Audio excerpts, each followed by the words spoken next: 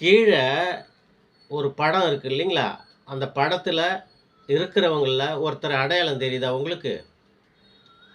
அவர்தாங்க கருணாசு, நடிகர் கருணாஸ். அவரு இந்த தேர்தலுக்கு முன்னாடி தமிழக வெற்றிக் கழகத்திற்கு எதிர்மறையாக என்னென்ன பிரச்சாரம் பண்ணாரு?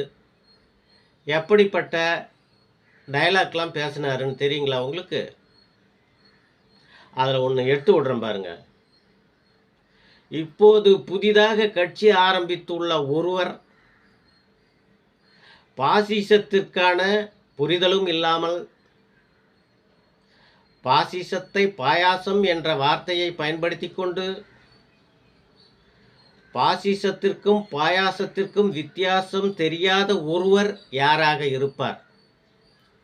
ஒரு பாதரசம்தான் அப்படி பேசும் என்று என்னுடைய கருத்தை சொன்னேன். பாதரசம் என்னவென்றால் அது உங்களுக்கே தெரியும். அது எந்த உலோகத்தோடும் ஒட்டாது. அப்படி எந்த உலோகத்தோடும் ஒட்டாத ஒன்று மக்களோடு ஒட்டாது என்பது என்னுடைய கருத்து. என்ன டயலாக்குங்க, என்ன மாதிரியான டயலாக்? இப்படிப்பட்ட எதிர்மறையான டயலாக்கு, எதிர்மறையான பிரச்சாரத்தை எல்லாம் பண்ணிட்டு இப்படி நீங்க மக்கள் முதல்வர் மாண்புமிகு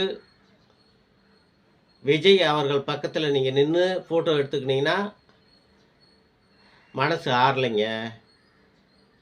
தேர்தலுக்கு முன்னாடி தளபதி விஜய்க்கு ஆதரவா குரல் கொடுத்த அமைதி நடிகர் சிவகுமார் அவருடைய மகன் அந்த போட்டோவில் எங்க நிற்கிறார் பாருங்க, நீங்களே பாருங்க.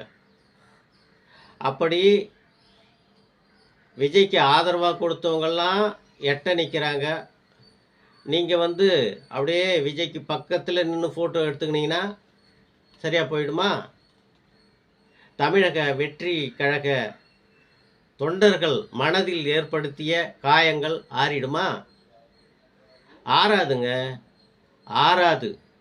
ஒருபோதும் நீங்கள் தமிழக வெற்றி கழக தொண்டர்கள் மத்தியில் ஏற்படுத்திய அந்த எதிர்மறை கருத்துக்கள் மாறாது, மாறாது, ஒருபோதும் மாறாது.